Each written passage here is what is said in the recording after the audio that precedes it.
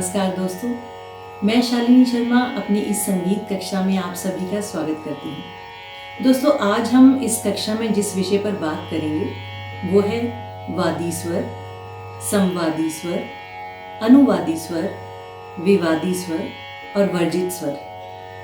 तो आइए आज का अपना ये टॉपिक शुरू करते हैं और सबसे पहले जानते हैं कि वादी स्वर क्या होते हैं।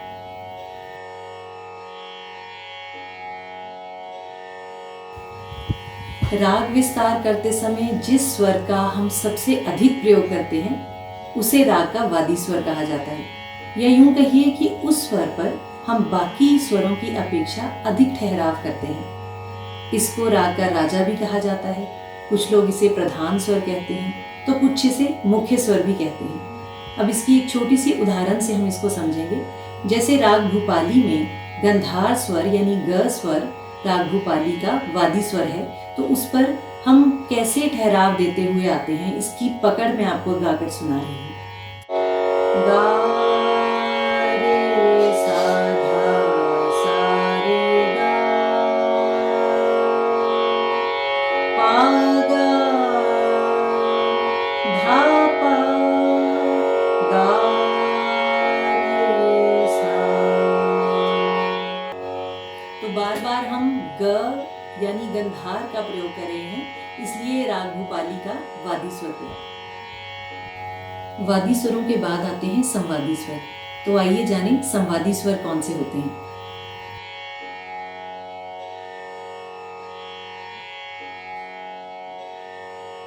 राग का दूसरा महत्वपूर्ण स्वर होता है संवादी स्वर। ये वादी स्वर से कुछ कम प्रयोग में लाया जाता है और राग के बाकी स्वरों से कुछ अधिक प्रयोग में लाया जाता है। अगर हम वादी स्वर को राग का राजा कहते हैं तो संवादी स्वर को मंत्री की उपाधि दी जाती है।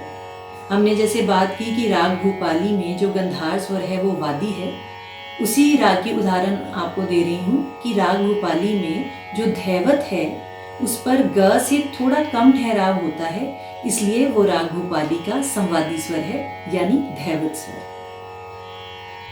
वादी और संवादी स्वरों के बाद हम बात करेंगे अनुवादी स्वरों की। तो आइए जानें अनुवादी स्वर क्या होते हैं।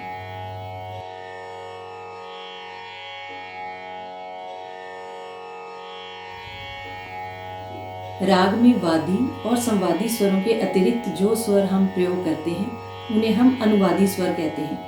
जैसे हम वादी स्वर कहते हैं कि वो राग का राजा होता है और संवादी स्वर को कहते हैं कि वो मंत्री होता है। जो अनुवादी स्वर होते हैं वो आप कह सकते हैं कि एक राज्य की प्रजा है, जो उतनी ही ज़रूरी है जितनी वादी और संवादी ज़रूरी है। तो राग भूपाली की जैसे मैंने आपको उदाहरण दी थी, राग भूपाली में स, रे और प हैं जो वो हुए अनुवादी स्वर यानी षडज, ऋषभ और पंचम स्वर राग भूपाली के अनुवादी स्वर हैं। वादी, संवादी और अनुवादी स्वरों को हमने अच्छे से जान लिया। अब जानते हैं कि विवादी स्वर कौन से होते हैं। विवादी स्वर का प्रयोग साधारणतः राग में नहीं किया जाता, क्योंकि इसके प्रयोग से राग की शुद्धता बिगड़ने का भय होता है। इस स्वर का प्रयोग सिर्फ राग में विचित्रता बढ़ाने के लिए किया जाता है। इस स्वर का प्रयोग बड़ी ही सावधानी से बहुत कम समय के लिए राग में उचित स्थान पर ही करना चाहिए। और आइए अंत में हम बात करते हैं वर्जित स्वरों की कि वर्जित स्वर किसे कहते हैं।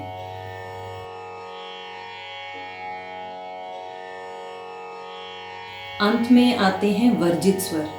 वर्जित का अर्थ होता है मनाही। तो इसका मतलब ये हुआ कि जिन स्वरों का हम राग में बिल्कुल प्रयोग नहीं करते, जिनको बिल्कुल वर्जित रखते हैं, राग से दूर रखते हैं, उन्हें हम क्या कहते हैं? वर्जित स्वर। राग भूपाली में मध्यम और निषाद यानी म और नी स्वर वर्जित हैं। हमारा आज का विषय यही समाप्त होता है और मैं उम्मीद करती हूँ कि आज की इस संगीत कक्षा में जो कॉन्सेप्ट्स हमने आपको बताए हैं वो आप सबको समझ में आ गए होंगे। एक और नए विषय के साथ इसी संगीत कक्षा में आपसे मुलाकात होगी। नमस्कार।